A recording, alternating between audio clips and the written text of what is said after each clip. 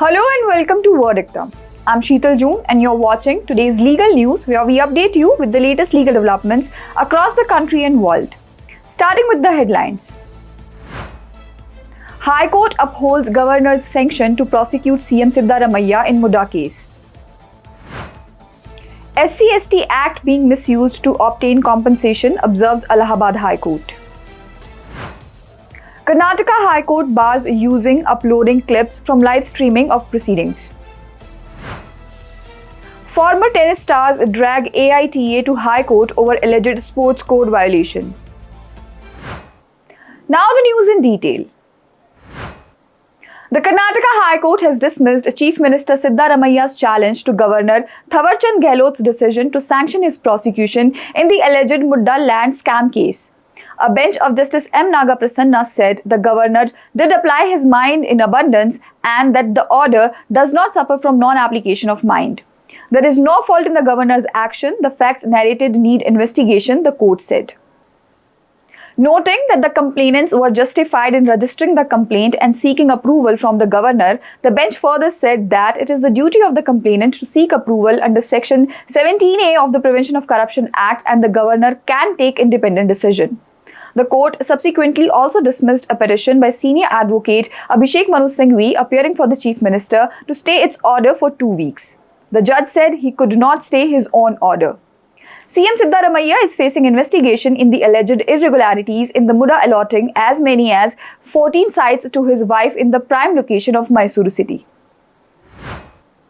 The Allahabad High Court has observed that the Scheduled Castes and Scheduled Tribes Prevention of Atrocities Act 1989, which was enacted to provide relief to victims of atrocities, is being misused by some individuals to get compensation. Justice Manju Rani Chauhan strongly emphasized the need for a pre-registration verification process that would require law enforcement agencies to assess the credibility of complaints before filing FIRs, potentially preventing the misuse of the 1989 law. The court suggested measures to be implemented to prevent the misuse of the SC/ST Act. First, a thorough pre-registration verification process should be established requiring law enforcement to assess the credibility of complaints before filing FIRs. This could involve mandatory mediation sessions where parties can attempt to resolve disputes amicably before resorting to legal action. Second, training programs should be conducted for police officers and judicial officials to help them recognize the signs of potential misuse and to ensure that they approach cases with sensitivity and awareness of the implications. Third, a dedicated oversight body could be established to monitor complaints under the SC/ST Act, investigating patterns of misuse and providing recommendation for action, the court added.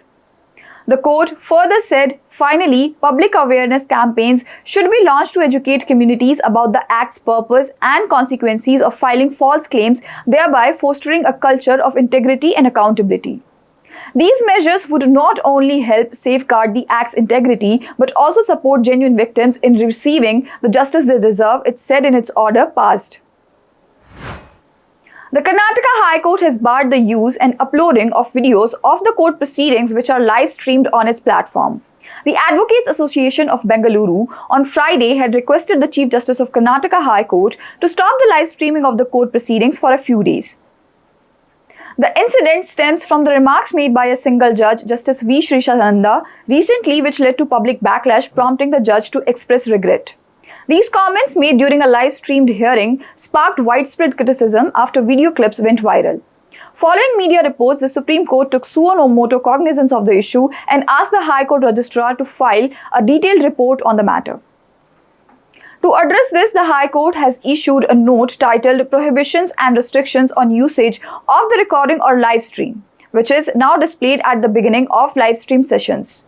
The note prohibits any unauthorized recording, sharing, or dissemination of live stream proceedings and archival data, including on social media and messaging platforms. Only authorized individuals or entities are permitted to handle such recordings.